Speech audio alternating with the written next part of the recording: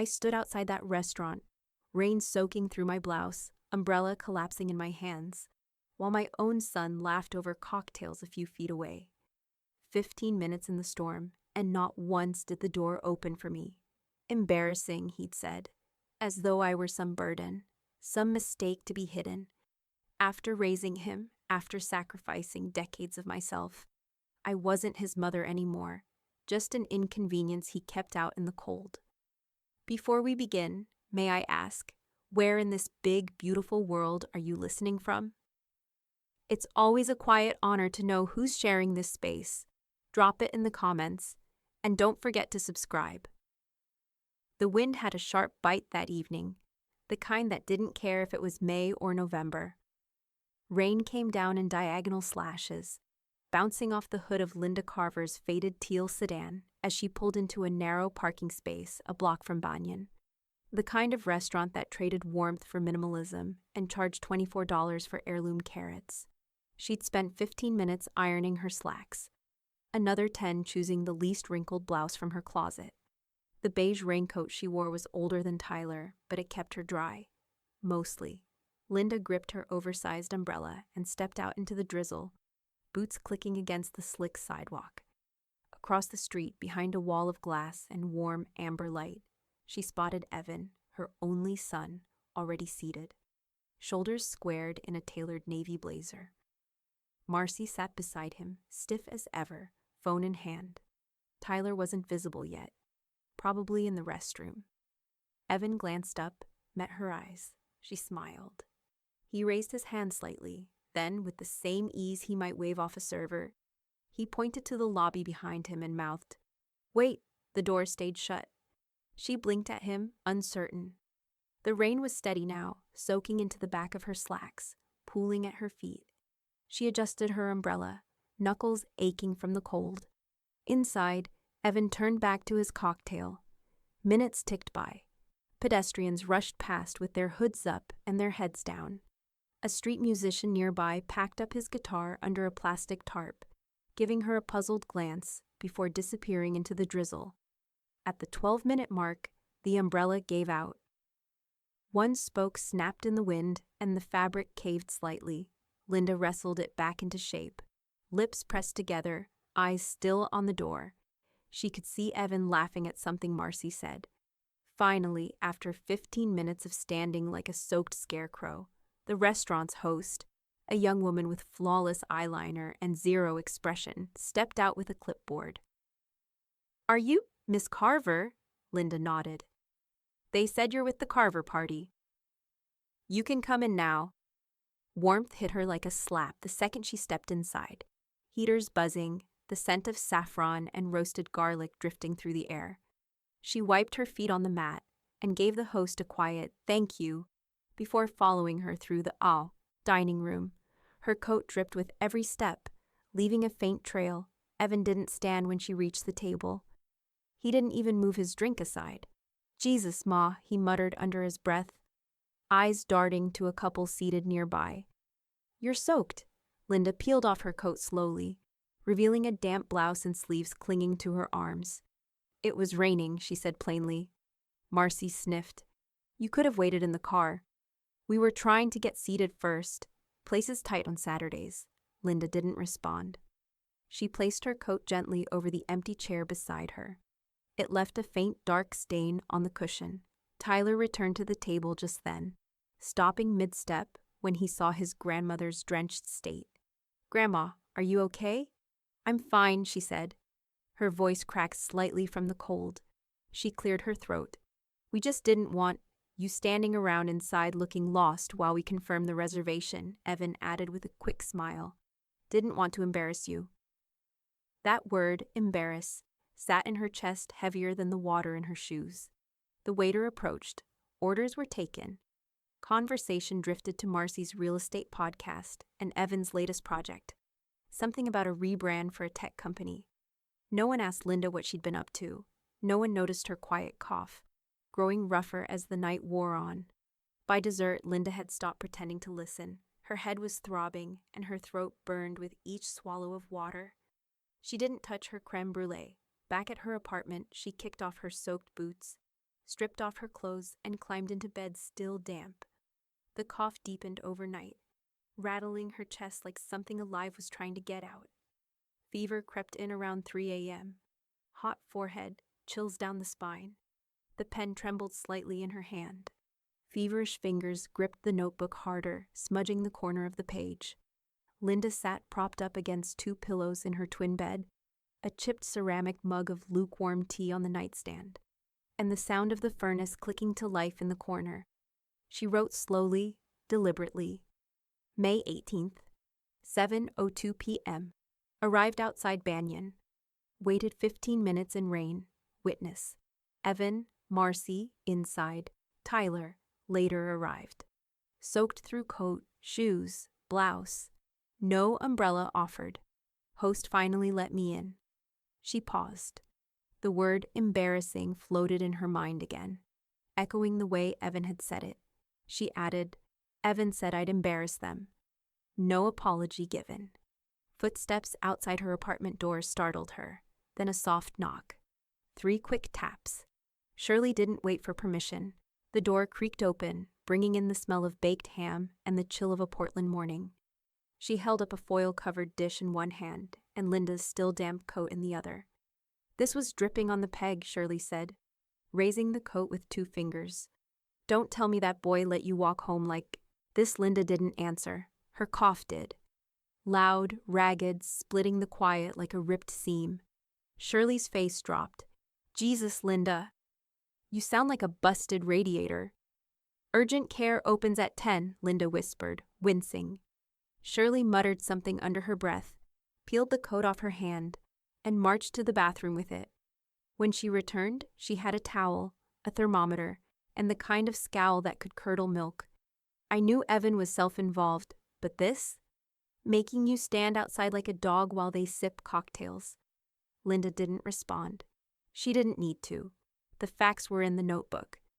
At 10:04 a.m., she checked into a local urgent care clinic 2 blocks away. The nurse listened with a frown as Linda's cough rattled through the stethoscope.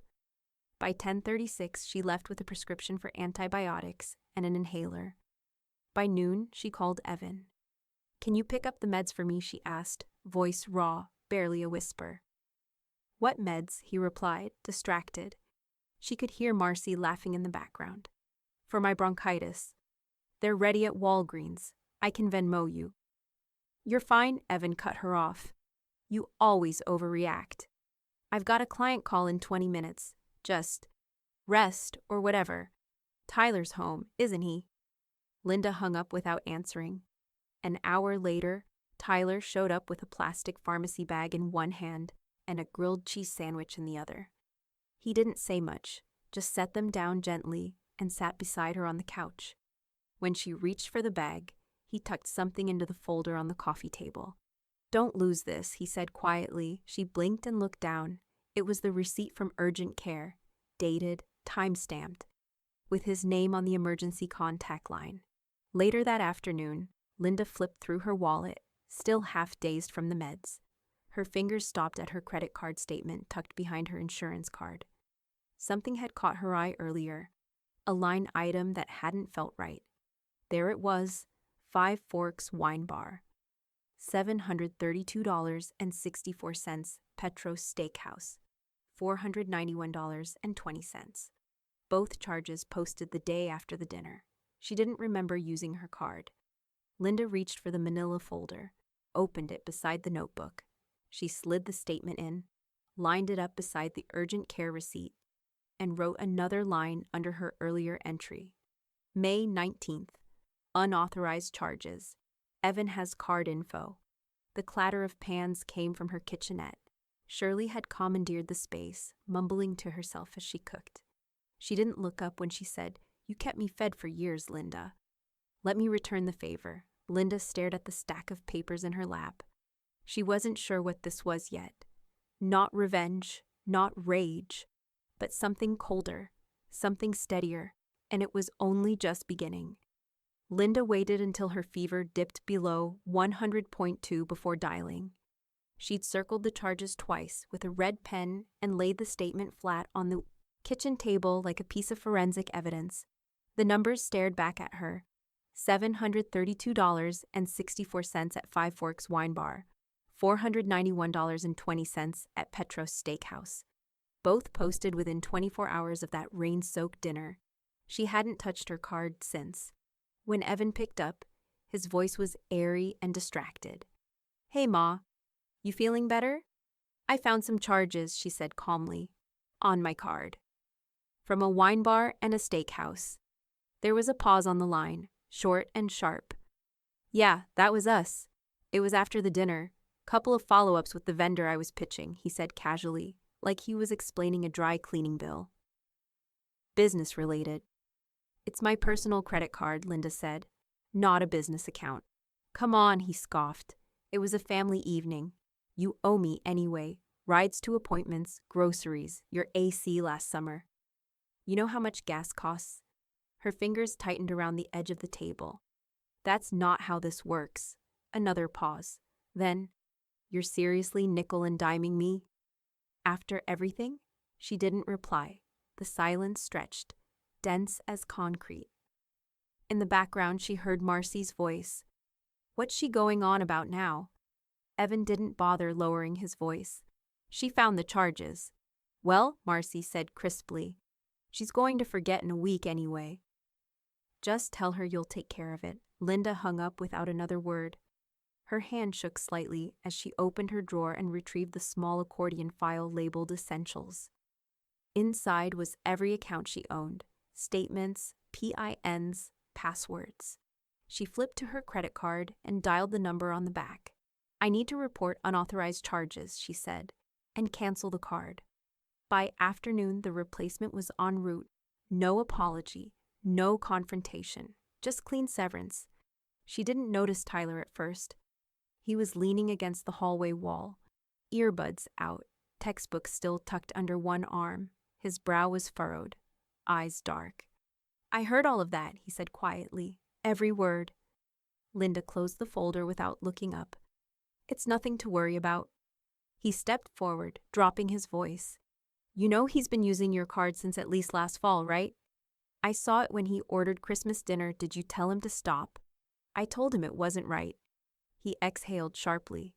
"Didn't matter." Linda reached up and placed a hand lightly on his forearm. She didn't say thank you. She just nodded once. That night, Shirley came over with a jar of homemade pickles and a sheet cake she claimed was too ugly to sell at the church bake sale. "Still coughing?" she asked, dropping her purse on the table. "I'll boil you some ginger. That stuff's nuclear." Linda gestured to the manila folder now bulging with statements, receipts, and clipped notes. "He's using me, Shirley, bit by bit. I thought it was pride. Now I think it's entitlement." Shirley glanced through the folder, eyes narrowing. "You kept my lights on the year my tips went dry," she said. "You fed me when I was skipping meals to buy meds. You're not just some pushover old lady with a notebook. You're a walking ledger." Linda exhaled slowly. "I'm tired of hoping he'll fix himself." Shirley straightened her spine, the faintest glint behind her bifocals. "Then we stop waiting. We need someone who knows how to fight dirty, but legal." Linda hesitated, then stood and slipped on her coat, the same one that had clung to her like a wet towel outside Banyan. "Where are you going?" Shirley asked, alarmed. Linda didn't look back as she opened the door. "Somewhere I should have gone before the first receipt even dried." Rain pattered softly on the apartment's windows, the sky that particular Portland gray that seemed to stretch forever. Linda turned her collar up and walked down the steps, manila folder tucked under her arm. At the corner of 12th and Ash, just past the bus shelter and across from the community garden, a peeling green sign came into view. Multnomah County Senior Legal Aid. Walk-ins welcome. The building didn't look like much, just a squat, weather-stained brick structure nestled between a community thrift shop and a dental practice advertising free x-rays. But the hand-painted sign over the door read exactly what she needed. Senior Legal Aid, Multnomah County. Linda stood outside for a beat, tightening her grip on the manila folder. The drizzle hadn't let up since morning, and the gray sky above her felt lower than usual, like it might crush her if she hesitated. Inside, the smell of burnt coffee and old carpet greeted her. along with the soft hum of a space heater battling the damp air. The front desk was unmanned. A poster on the wall read, "Know your rights. Elder protection starts with you." From the back, a voice called out, "Gimme 2 minutes. Printer's got a mind of its own." Linda set her wet umbrella by the door, careful not to drip on the tile. She was just about to take a seat when a man in a navy fleece vest and corduroys rounded the corner, clutching a misaligned packet of stapled papers and a half-drunk coffee. He looked like someone's retired PE teacher, graying mustache, crow's feet, and a face that seemed allergic to fluff. "You must be Linda Carver," he said, offering his hand. "Patrick Doyle. Sorry for the wait. Printer ate 2 affidavits before breakfast." Linda shook his hand. "I've got documents," she said, tapping her folder. Patrick led her down a narrow hallway into an office that looked like it had been pieced together from 3 different yard sales. A plastic file cabinet leaned at an angle behind his desk. A cracked window buzzed faintly with trapped air. "So, what are we dealing with?" he asked, clicking his pen. Linda didn't answer right away. She opened her folder like a surgeon, laying out instruments, restaurant receipt, credit card statement, urgent care visit, the page from her notebook. Then she placed them down in a row. "My son," she said, "Evan, 42, uses my credit card. Left me standing in the rain while he had dinner inside with his wife. Patrick studied the receipts. He flipped through the notes. His brow ticked upward once, then again. "Financial exploitation," he said, tapping the card statement. "Possible neglect, given the urgent care and prescription refusal. And the forged use of your card? That's theft." Linda blinked, but didn't flinch. "What can I do?" Patrick sat back in his chair. "We can go a few directions. Temporary restraining order if there's ongoing abuse. Civil restitution if we can prove intentional misuse. If there's a will or trust, we review it. Make sure he doesn't have access to anything moving forward." "And the card." "Already smart of you to cancel it," Patrick said. "But we'll include it in the paper trail." Linda looked up. "Paper trail?" He grinned faintly. "Paper makes people nervous, especially the kind that leads to courtrooms." At that moment, Shirley entered with 2 coffees and a plastic-wrapped cinnamon roll. She dropped the roll on the desk like a gavel. "Told you paperwork can knock him flat," she said to Linda, then turned to Patrick. "She fed me for 7 years. I'm here to return the favor." Patrick nodded. "We'll need witness affidavits. Yours would help. And Tyler's, if he's willing." Linda sat straighter. "He will." "Good. Then we'll open a formal file. Documentation, incident summary, notarized statements, any medical paperwork you have." As Patrick began entering the details into a dated computer system, he asked almost casually, "By the way, you mentioned joint accounts. Does he have any access to your savings?" Linda reached into her folder again, pulling out the most recent bank statement she'd received by mail. She unfolded it carefully. Patrick's eyes scanned the page, then they narrowed. "Wait a second," he muttered. He pulled open a drawer, rifled through a comparison statement Linda had provided 2 months earlier. "This isn't right," he said. "You were co-listed here before. Now your name's gone." Linda froze. Patrick turned to her, voice lower now. "He took your name off the joint savings. There was almost $18,000 in there 2 months ago. Now it's showing as his sole account." The rain outside deepened into a soft, relentless drum. Linda didn't blink, didn't breathe, just sat with her folder in her lap, hands tightening around it like a lifeline. Patrick looked her dead in the eye. "I hope you're ready to fight," he said, "because this just went from personal to criminal." The next morning, Linda arrived at the credit union 15 minutes before it opened. The wind had teeth, biting through her coat as she waited under the narrow overhang. Her breath came out in puffs. She held her manila folder like it was armor. Inside, the moment the doors unlocked, Patrick was already there, coffee in one hand, folder thicker than hers in the other. He nodded once, no words, just business. They were ushered into a sterile glass office by a branch manager who introduced herself as Kim. With a tight smile and wary eyes, Patrick slid a set of documents across the table. We need immediate information about a joint account formerly under the names Linda Carver and Evan Carver, he said evenly. We believe there's been unauthorized activity and potentially a fraudulent signature involved. Kim skimmed the account number, then turned to her screen.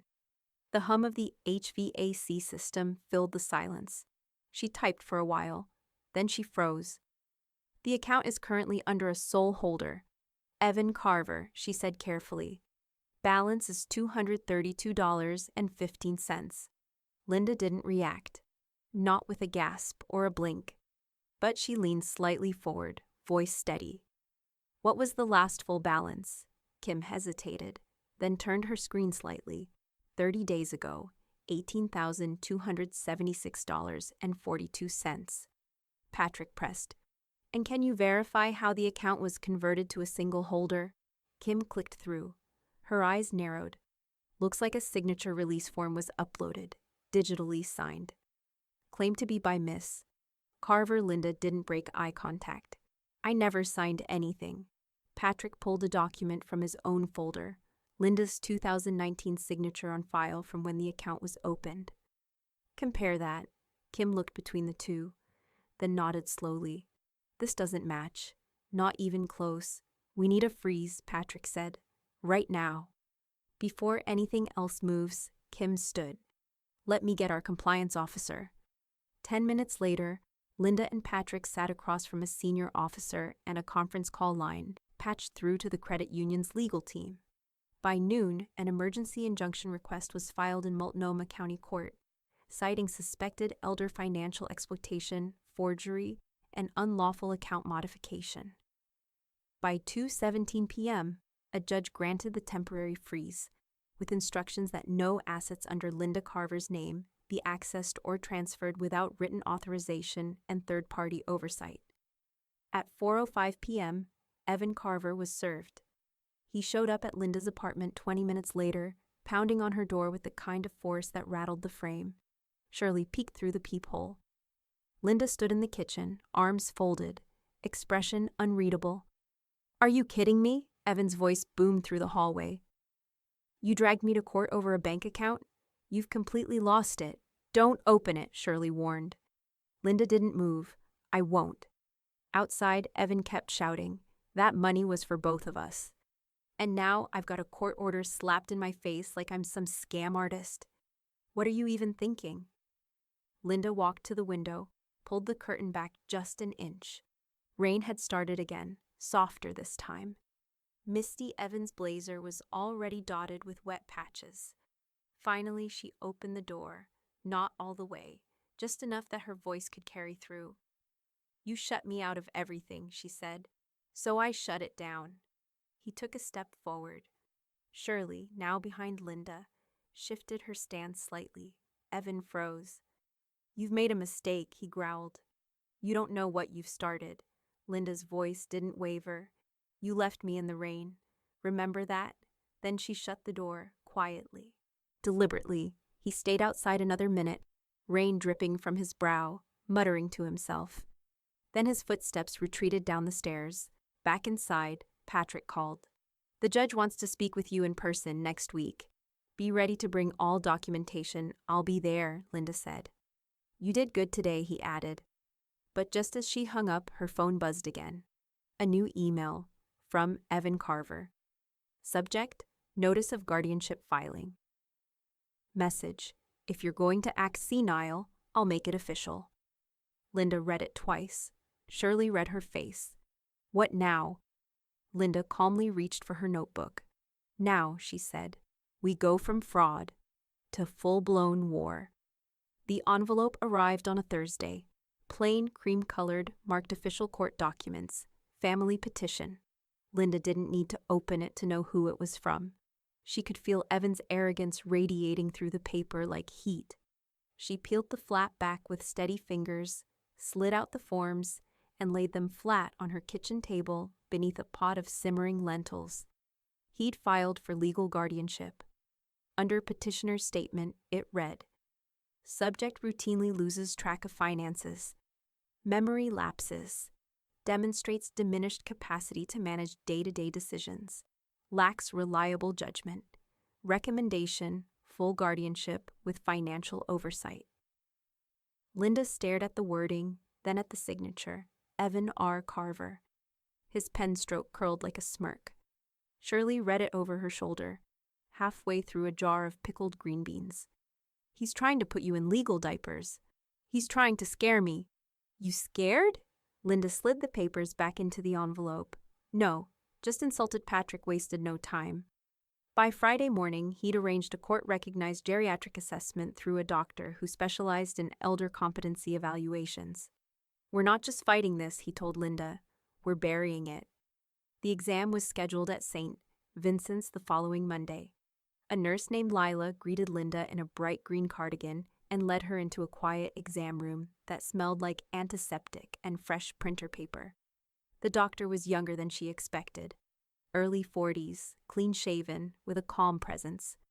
They ran through every category: memory, decision-making, physical coordination, personal history, medication review, and financial habits.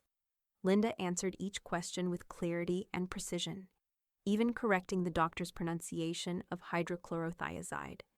She handed over a folder midway through the appointment. Inside were copies of her receipts, categorized, dated, color-coded. One section labeled gas and maintenance went back to 2017. When he glanced up, she said, I don't forget what matters. I forget where I parked sometimes, but not where my money goes. 2 days later, the doctor's report arrived.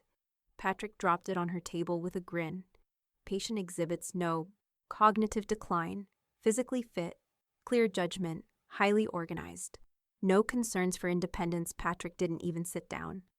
We'll deliver this in court along with character testimony. Guardianship doesn't stand a chance. Tyler arrived later that afternoon. He looked uneasy, bouncing his leg as he sat beside her on the couch. Dad called me. Asked if I'd say you were slipping, that you forgot birthdays, mixed up dates. Linda looked at him steadily. And what did you say? I said the only thing you ever forget is where you left the Costco coupons. He smiled faintly, then reached into his backpack and pulled out another receipt. Found this in my car. Thought you'd want it for the folder. It was from the same steakhouse Evan had charged on her card. Dated, itemized. You're a good kid, she murmured. Even when they make it hard. Court was held in a modest hearing room, paneled with dark wood and fitted with uncomfortable plastic chairs. Linda wore a navy cardigan with brass buttons and a gold pin shaped like a coffee pot. Evan sat 2 tables away, his lawyer whispering in his ear. Marcy wasn't present. When the judge asked Linda to speak, she did so clearly, calmly. I run my own accounts. I track every dollar. My son doesn't think I forget. He hopes I will. Tyler's testimony followed. He spoke with nervous honesty. My grandma keeps every receipt. If you gave her a broken vending machine and 3 nickels, she'd figure out who owned it and where to report the damage. Even the judge cracked a smile. By noon, the guardianship petition was dismissed. No standing, no merit, no oversight granted. Outside, Shirley lit a celebratory cigarette she didn't even smoke. That's 1 strike, she muttered. 3 and he's out. But victory was short-lived. That evening, Linda returned home after a walk through Laurelhurst Park. Her front door lock felt loose. The bolt turned too easily. Inside, something was wrong. Her bookshelf, gone. The sideboard with her recipe box, empty. The framed photo of her and Tyler at her diner's closing day, missing. She rushed into the bedroom. The cedar chest her father built was nowhere in sight. Panicked, she called Shirley, then Patrick. Shirley arrived first. Storage unit, she said grimly, inspecting the scuff marks near the front door. He took your stuff. Moved it somewhere. Linda's voice was cold. Without permission, without warning, Patrick's voice came through the phone, clipped and furious. He's escalating. Time to go from defense to offense. Linda stood in the middle of her living room, staring at the clean void where her oak bookshelf had been. The carpet was darker in that patch, like it still remembered the weight of the wood. Dust outlines marked the absence of picture frames. Her coffee table, the one with the chipped leg Evan promised to fix 2 Thanksgivings ago, gone. Her hands twitched, not from age, but from rage, rising through her like a kettle just about to whistle. I didn't misplace a bookshelf, she muttered aloud. Shirley, already on her knees, checking under the couch for anything left behind, looked up. You'd notice if you lost a cedar chest the size of a small boat? He didn't even have the decency to leave a note, Linda said, like I'm a guest in my own home who overstayed. She pulled open her file drawer, empty. The scent of cedar oil hit her in the gut. That chest had her birth certificate, her wedding album, tax returns from the year Reagan was shot, and Tyler's baby shoes.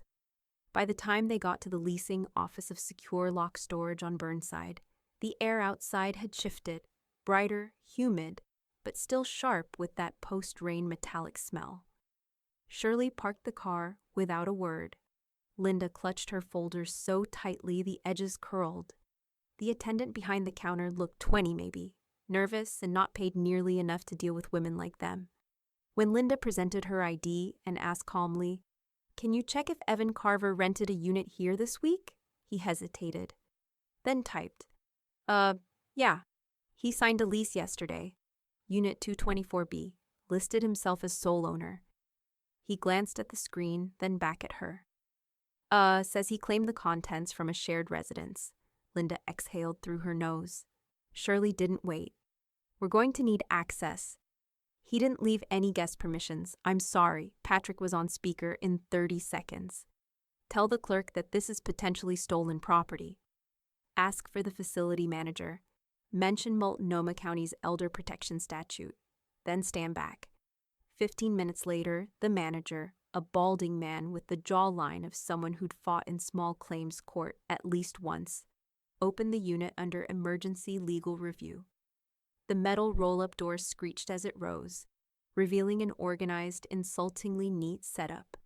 Linda's things sat lined up like an exhibit, cedar chest against the back wall, her bookshelf carefully wrapped in a moving blanket, the sideboard sealed with blue tape labeled Linda Dining. Her recipe box sat on top of a milk crate. She walked toward it slowly, the air cool and stale around her. Shirley whistled low. "He didn't just move you out.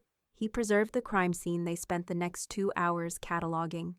Shirley took photos with her phone, while Linda wrote down serial numbers from appliances and scribbled notes in her lined notebook.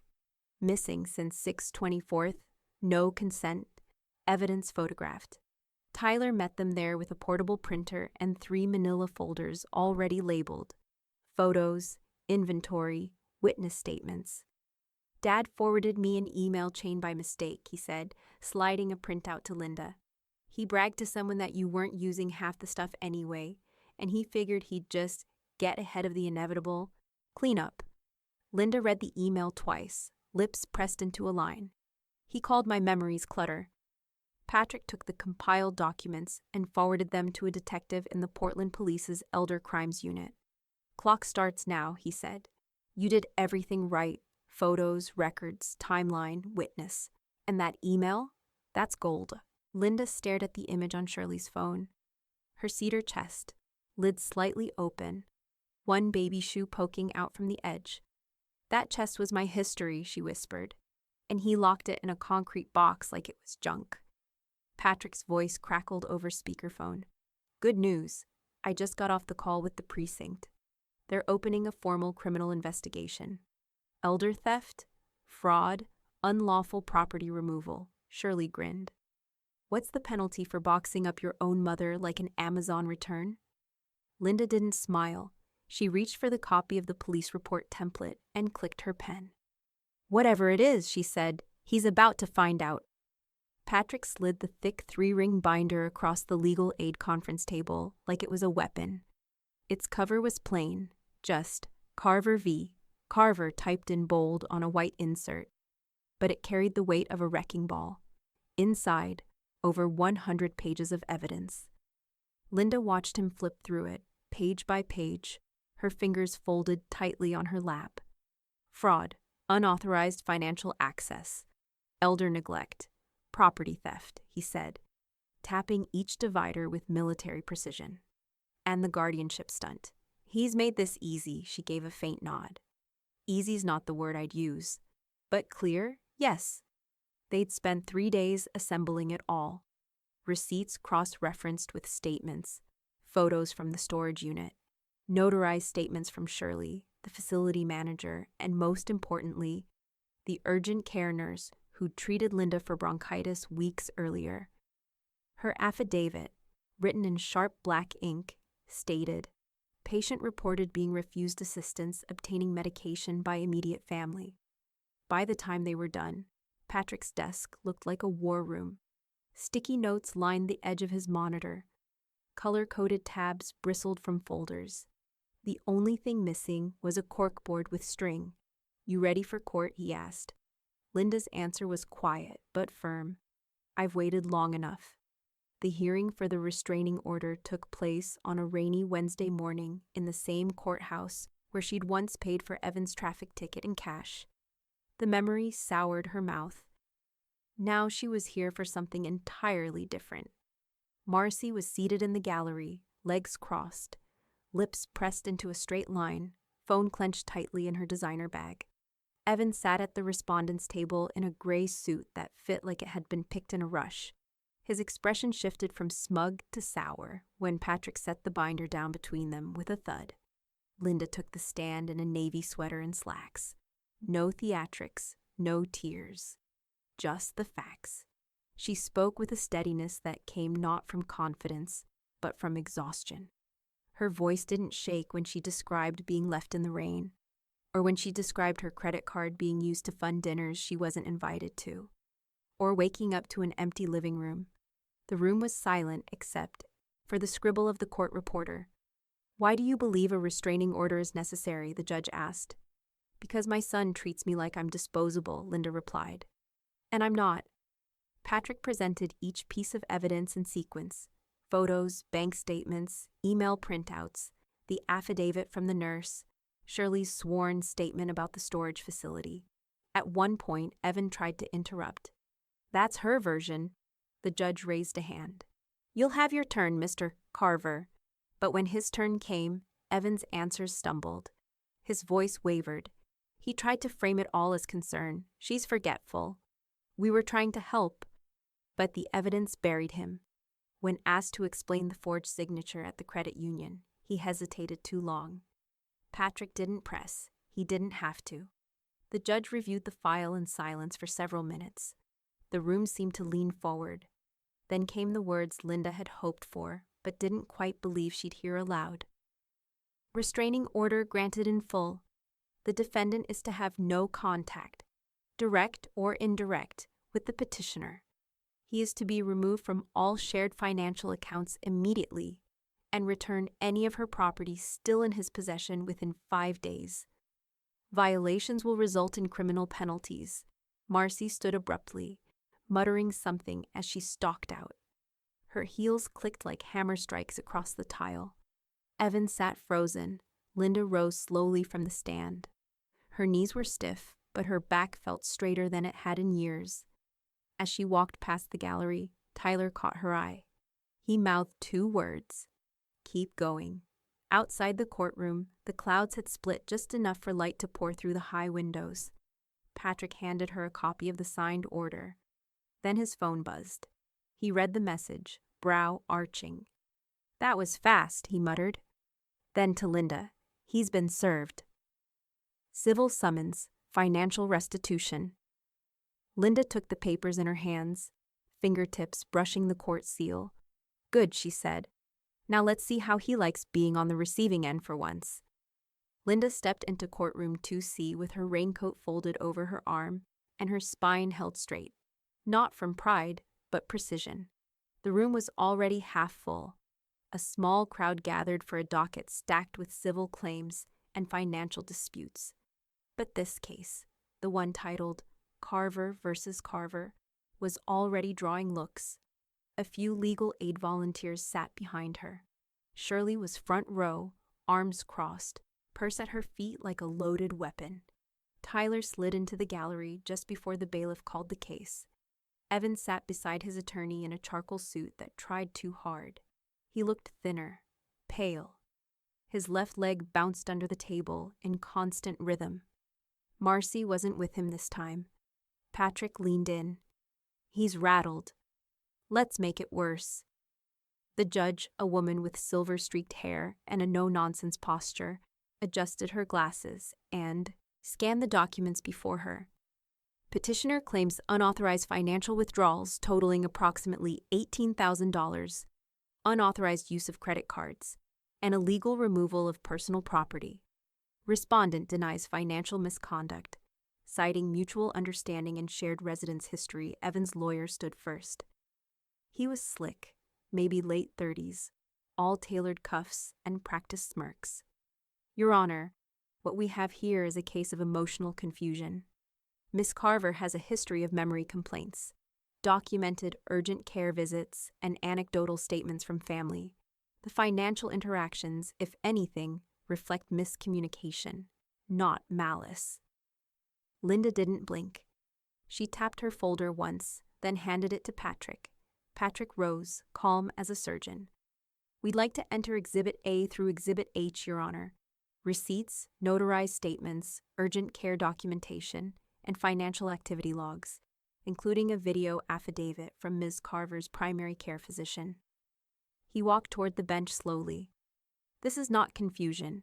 It's exploitation with a paper trail. The judge flipped through the binder. The pages whispered like a rising storm.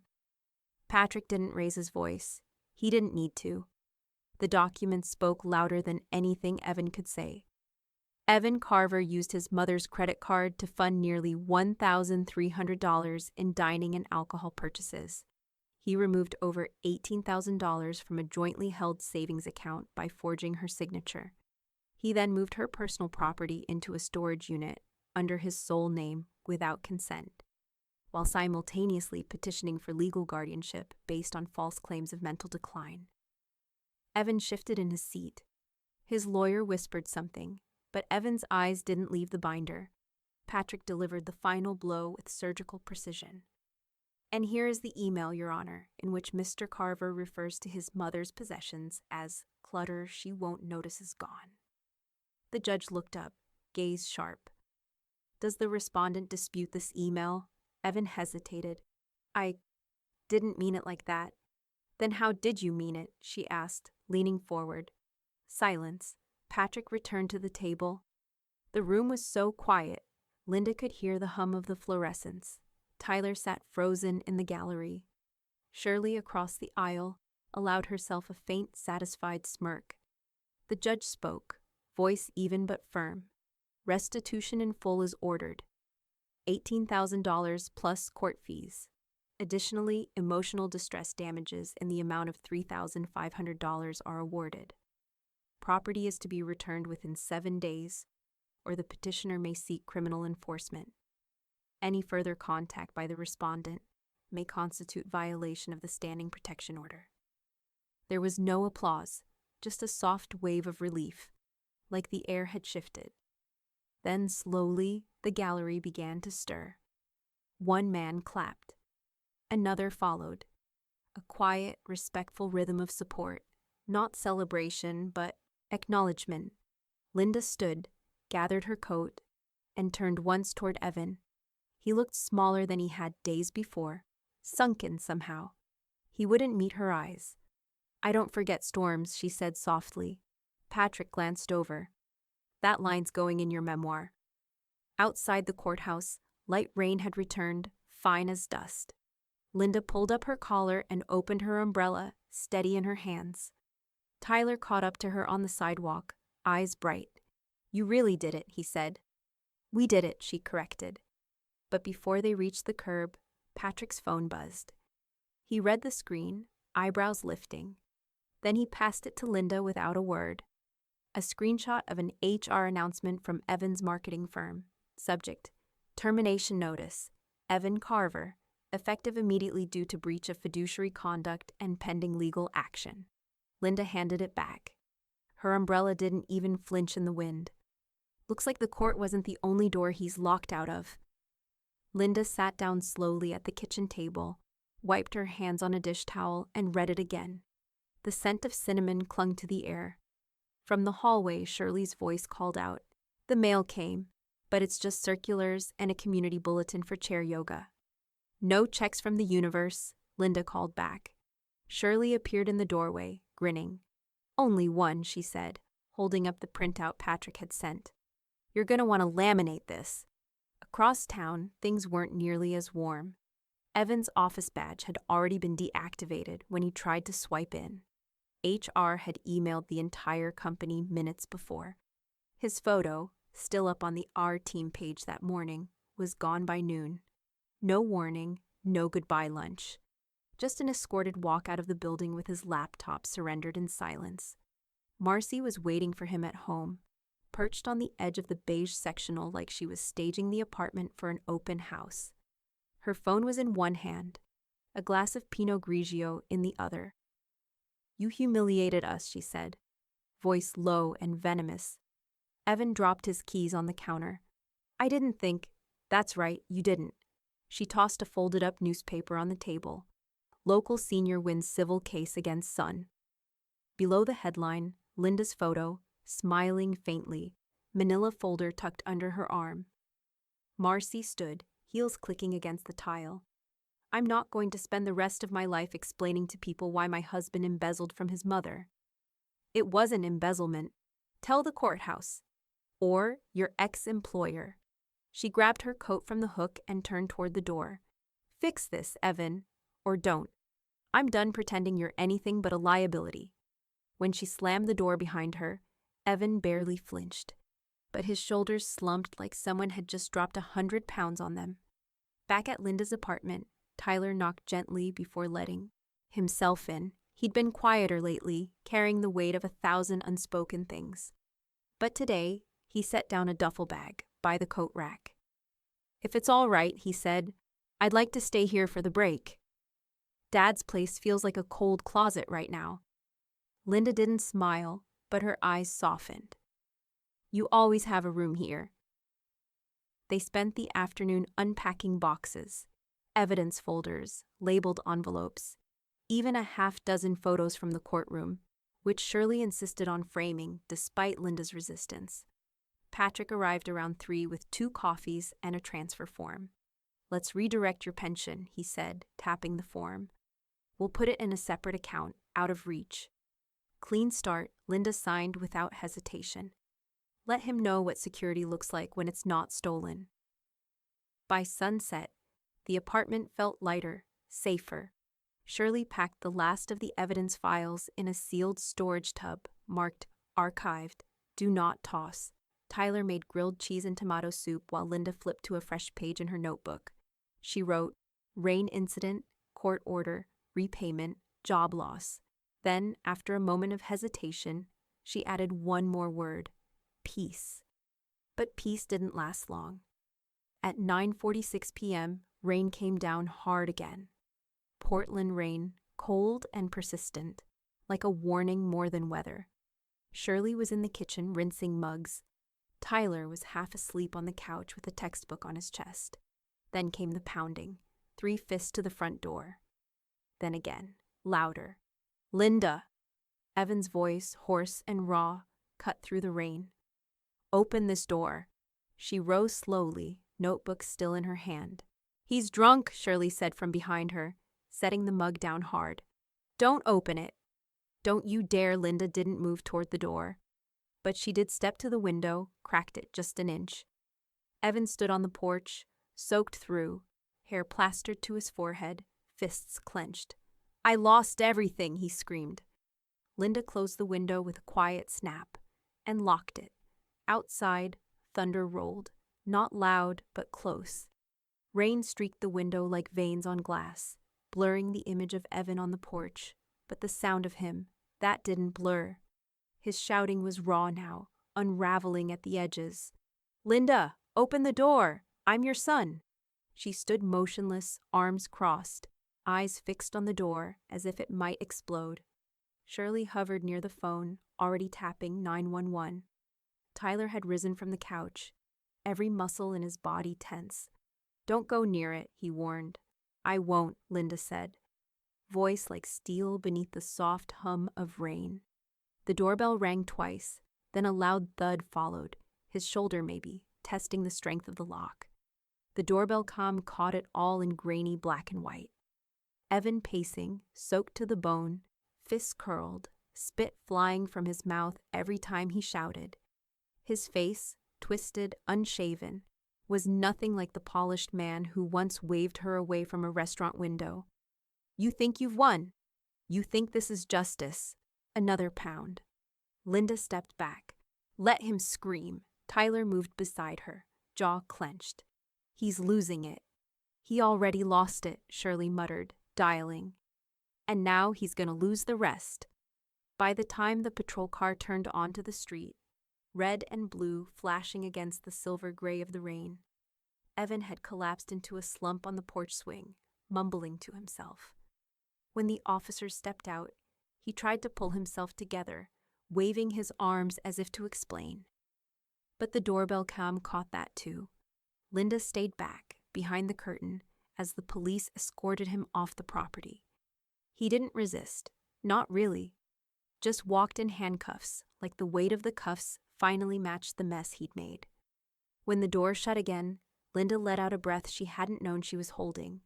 Patrick was on the line before the cruiser even turned the corner. We'll file the restraining order violation first thing in the morning, he said. The footage is crystal clear. By Friday afternoon, the judge had extended the protection order another 2 years. Evan was banned from coming within 300 feet of Linda, her building, her accounts, or her legal counsel. Violations would carry automatic jail time. When Linda read the stamped order, she didn't smile. She just tucked it into her growing folder and drew a single clean line through June 28th, porch incident. That night, Tyler cooked pasta and Shirley brought over a lemon pie that collapsed slightly in the middle, but still tasted like defiance. Grandma, Tyler said, halfway through his second bowl, you're stronger than both of them. Linda looked at him. Then who? He didn't say. He didn't need to. Shirley raised her fork in a toast. To paper trails, pasta, and not giving second chances where first ones were weaponized. They laughed. A small, dry laugh. The kind that sounded new in that apartment. Later, when the lights were low and the apartment quiet, Linda sat with her notebook open. She wrote with her usual deliberate care. Restraining order extended. Incident documented. Police report logged. She closed it just as a knock came at the mailbox slot downstairs. It wasn't loud, just a soft metal rattle. Tyler, brushing his teeth in the hallway, froze. Shirley leaned out of the guest room. That better be the electric bill. Linda walked to the slot and pulled out a plain envelope. No return address, no postage. Inside, a handwritten letter. The letter sat on the counter for 2 days, unopened. Folded so cleanly it looked more like a receipt than an apology. Linda walked past it every morning on her way to make coffee, ignoring it the way she'd once ignored her instincts about Evan, quietly but deliberately. On the 3rd day, she read it, not because she was curious, but because she was done being afraid of what he might say. Mom, I never meant for things to get this far. You misunderstood everything I did. You don't know the pressure I've been under. I'm your son. Nowhere in the 3 pages was there an apology, no admission, no accountability. Only deflection, excuses, and a closing plea that landed like a slap. We're still family. Please don't cut me off forever. Linda folded the letter with the same precision he had used. Then she walked to the hallway cabinet, pulled out her evidence binder, and slipped it behind the restraining order copy. Not under forgiveness, under attempts to reframe. When Patrick arrived that afternoon, the air in the apartment smelled like lemons and floor polish. He'd brought more than coffee this time. He carried a thin leather folder with legal tabs peeking out. Are you sure you're ready? He asked. Linda nodded.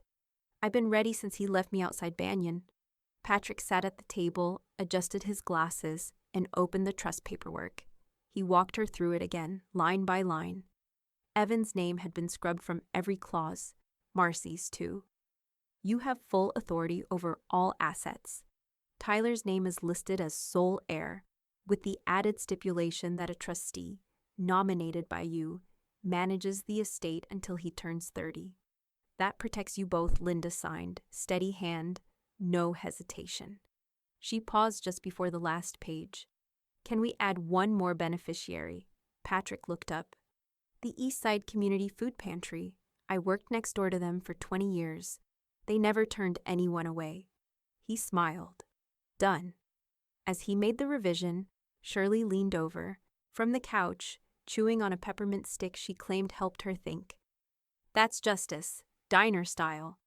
Serve it hot, no tip required. Linda let out a quiet laugh. It sounded strange in her own mouth, like a sound that hadn't visited in years. She took one last look at the final copy before Patrick sealed it in an envelope stamped with the firm's crest. Is it strange that I don't feel relief? She asked. Patrick thought for a moment. Relief is for accidents. This was war. Tyler came home an hour later with a grocery bag tucked under one arm and a folded newspaper under the other. He tossed the bag onto the counter, milk, pasta, a jar of marinara, and placed the paper in front of Linda. He didn't say anything, just pointed to the bottom of the front page. Local senior wins case against son, landmark financial abuse case, spurs statewide awareness efforts. Her name was there in bold print, Linda Carver, 69, of Portland. The story recapped the court case, the restraining order, the civil judgment, and the community's response. It even mentioned her decision to add the food pantry to her trust, calling her a quiet force of accountability. Shirley fanned herself with the page. Well, hell, you're famous now. Linda stared at the photo beside the article. She was standing on the courthouse steps in her raincoat, folder in hand, looking directly into the camera, not smiling, not gloating, just solid. The moment clicked in her mind like a mental snapshot. This wasn't a resolution, it was a record. Make me a copy, she said to Tyler, voice firm. That's going in the folder, too.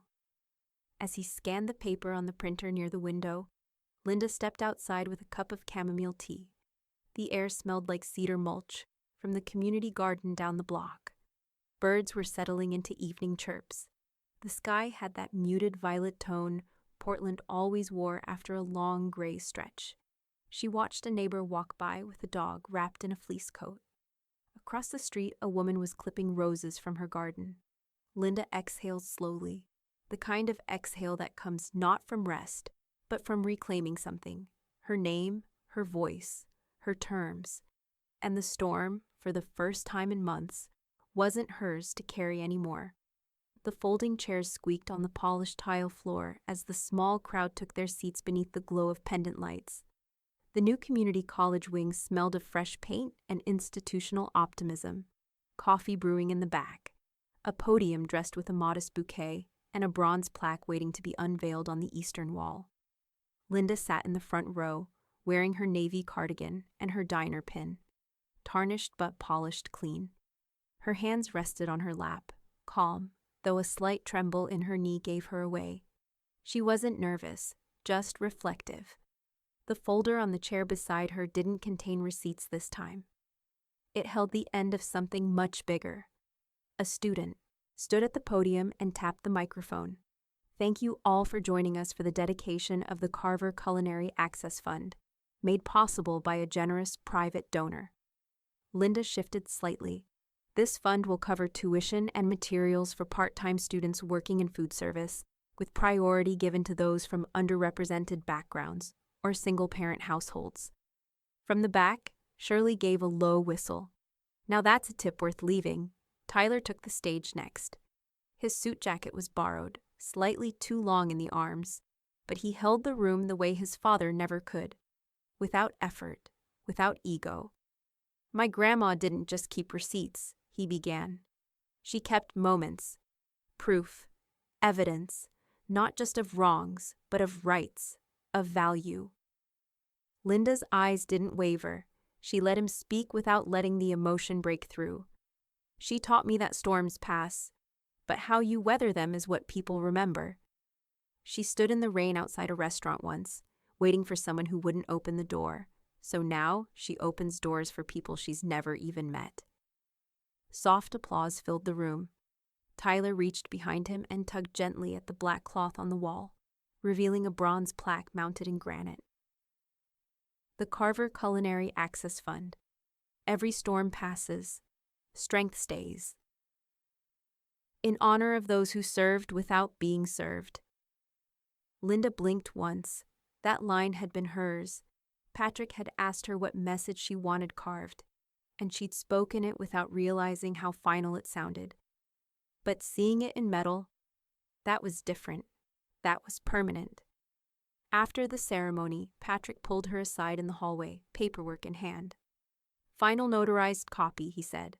Trusts locked. Estate designated. No appeals. No loopholes.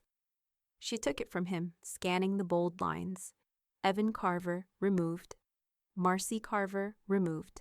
Tyler Carver, sole heir with trustee oversight. Secondary beneficiary. Eastside Community Food Pantry. Tertiary. Carver Culinary Access Fund. Patrick patted the folder gently. If justice were a dish, you plated it like a pro. Across town, in a crumbling townhouse off Hawthorne, Evan sat in silence on a milk crate in what used to be his living room. The blinds were shut. The light overhead flickered once, then died. His phone buzzed with another email, this time from Marcy's lawyer.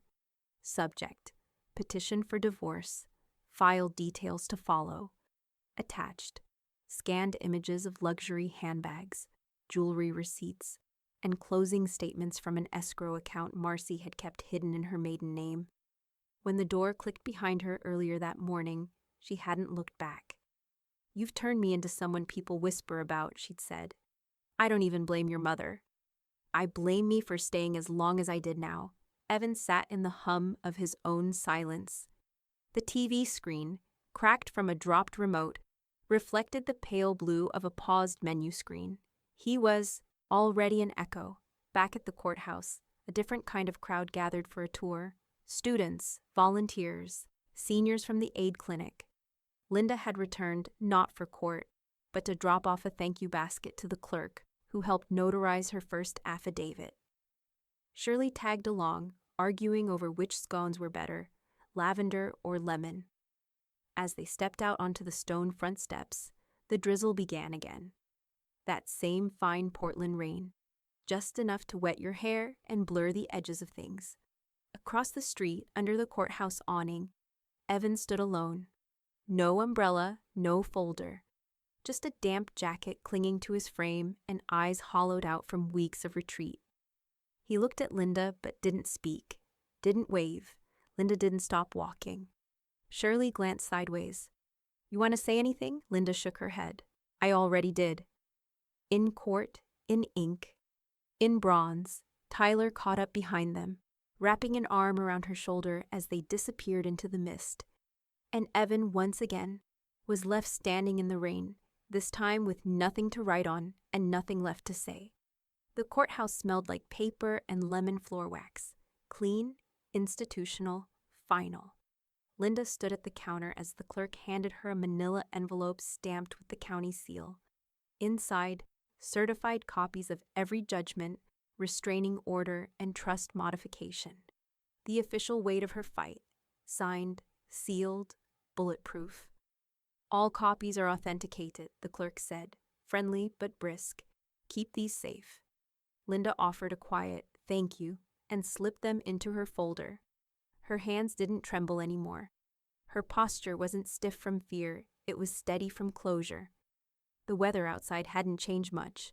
The Portland drizzle had returned like it always did, light but persistent, the kind that misted your glasses and crept into your collar. But Linda didn't flinch as she stepped through the courthouse doors. She lifted her umbrella, slow and deliberate, and for once, it didn't flip inside out. The fabric held, the handle fit her grip. She walked into the mist like someone who had rehearsed this exit 1,000 times, and finally found her cue. Then she saw him, across the street, under the warped plastic of a sagging bus shelter. Evan stood hunched, soaked, pacing like a man caught in a memory he couldn't unlive. His coat clung to him in wet folds. His shoes were darker with water, scuffed and sagging. He looked up as she descended the steps. Their eyes met, briefly and without warning. His lips parted, as if he might say something. A plea, maybe? Or a protest. But Linda didn't stop. She didn't look down, didn't speed up, just walked past. The silence between them had more force than any courtroom sentence. When she turned the corner, Tyler was already waiting at the corner cafe. He waved from inside, his breath fogging up the window as he smiled. He stood as she entered, his face flushed with warmth, holding out a cup of steaming chamomile. "You good?" he asked. Linda shook off her umbrella and hung it on the stand by the door. "I am," she said. "It's over." She took the tea with both hands. The ceramic was warm, grounding. Outside, the drizzle streaked down the cafe windows. Inside, the place was bustling, quiet clinks of dishes, steam from the espresso machine, the faint scent of cinnamon and toast. Linda sat down slowly, folding her coat over the chair back, her shoulders lowering as if the weight of a decade had just been peeled off. Tyler watched her carefully. "What did the clerk say?" "Everything's final," she replied. "Legally, financially, permanently." He nodded. "And emotionally?" Linda took a long sip of tea before answering. "The storm's behind me." They sat in a silence that felt earned, not empty. After a few minutes, Linda reached into her bag and pulled out her trust binder, clean, organized, zipped tight. She flipped open the first page and slid something inside. An old, rain-warped restaurant receipt. The paper was curled at the edges, ink smudged from the night Evan had left her outside Banyan. "Why keep that?" Tyler asked gently. She didn't answer immediately. Her fingers smoothed the edges of the faded paper, now pressed against notarized orders and legal victories. "Because it's where the story started," she said at last. "It reminds me who I used to be and who I'll never be again." He stared at the receipt, then at her. "And who are you now?" Linda zipped the binder shut, her voice steady. "Someone who keeps the rain outside." Behind them, a waiter approached with the check and paused when he noticed the binder. "Big meeting?" he asked. Linda smiled, just barely. "Big ending." The waiter nodded and dropped the receipt on the table. Linda picked it up, tucked it into her wallet. Dry, intact, and fully hers. Then she stood. Outside, the clouds were finally breaking. Thin shafts of light peeked through, soft and slow. The sidewalk glistened but no longer puddled. The air smelled of fresh coffee, wet pavement, and something else, something clean. As they walked toward the corner, Linda didn't look back. And the receipt she'd just tucked away? It wasn't just ink on paper. It was the first dry one. Linda pressed her fingers into the soil, turning it gently as the morning warmth slid across her shoulders.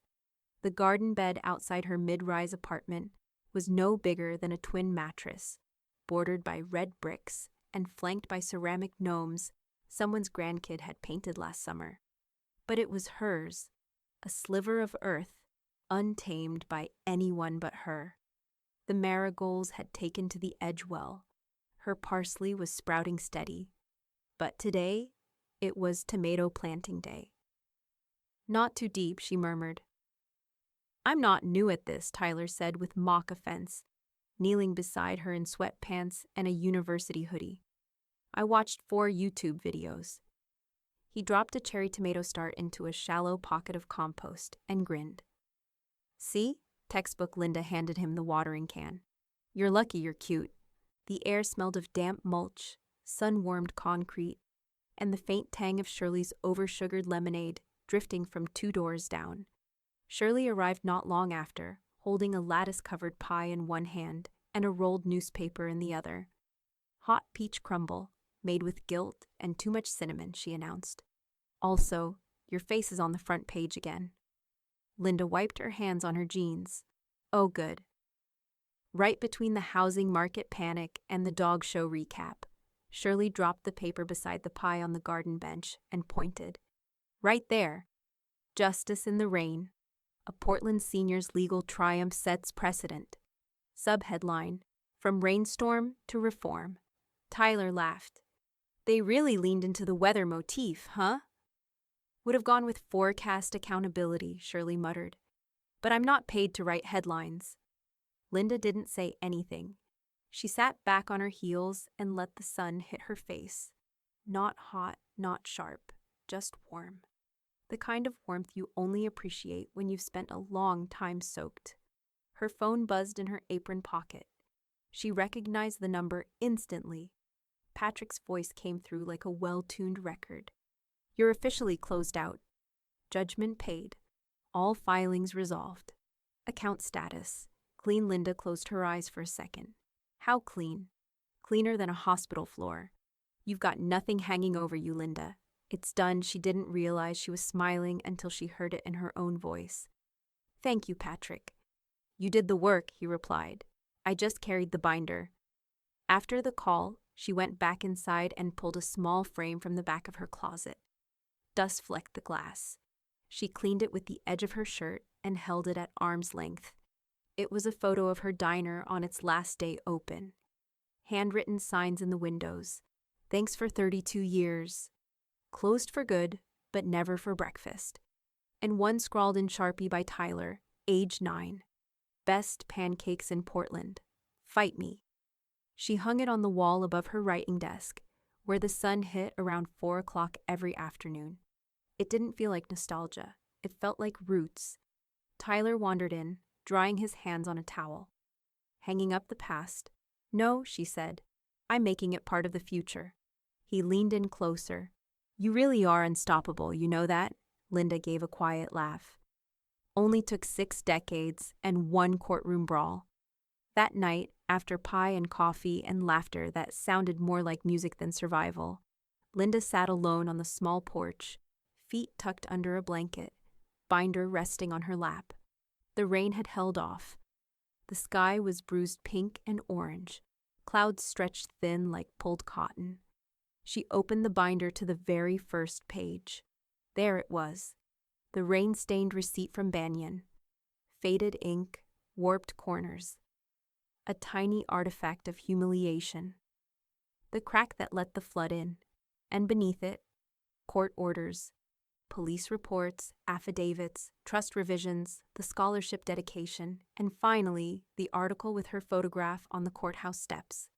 A storm turned into structure. A woman once left outside, now holding the locks and the keys. Linda ran her hand over the binder's cover and stood up. She didn't need to keep checking it, but it helped to know it was there, not as a trophy, but a record. She looked toward the sky, where the last of the day's light flickered between the clouds, and with no one around to hear her but the wind, she said it out loud. One last time. He made me stand in the rain outside the restaurant, so I made him stand outside court with nothing left.